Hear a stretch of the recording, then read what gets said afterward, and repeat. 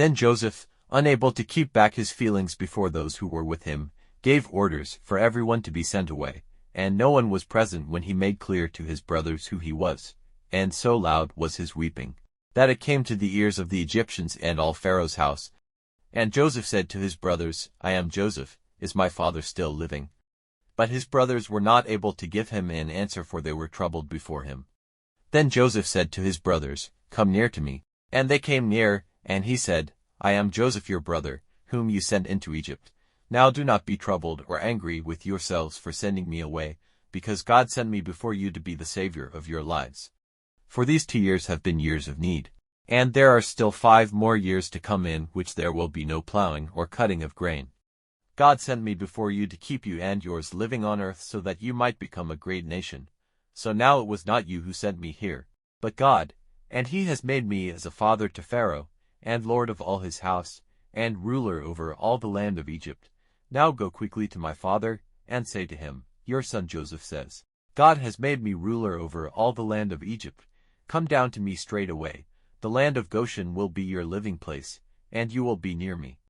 You and your children and your children's children, and your flocks and herds and all you have, and there I will take care of you, so that you and your family may not be in need, for there are still 5 bad years to come. Now truly, your eyes see, and the eyes of my brother Benjamin see, that it is my mouth which says these things to you. Give my father word of all my glory in Egypt and of all you have seen, and come back quickly with my father.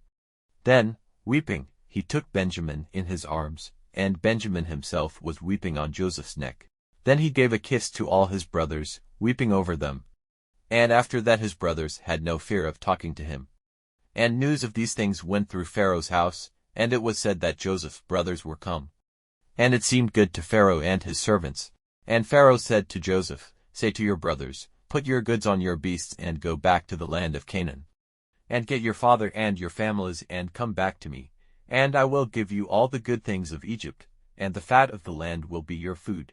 And say to them, This you are to do, take carts from the land of Egypt for your little ones and for your wives, and get your father and come back. And take no thought for your goods, for the best of all the land of Egypt is yours. And the children of Israel did as he said. And Joseph gave them carts as had been ordered by Pharaoh, and food for their journey. To every one of them he gave 3 changes of clothing. But to Benjamin he gave 300 bits of silver and 5 changes of clothing. And to his father he sent 10 asses with good things from Egypt on their backs, and 10 she-asses with grain and bread and food for his father on the journey. And he sent his brothers on their way, and said to them, See that you have no argument on the road. So they went up from Egypt and came to the land of Canaan, to their father Jacob. And they said to him, Joseph is living, and is ruler over all the land of Egypt. And at this word Jacob was quite overcome, for he had no faith in it. And they gave him an account of everything Joseph had said to them.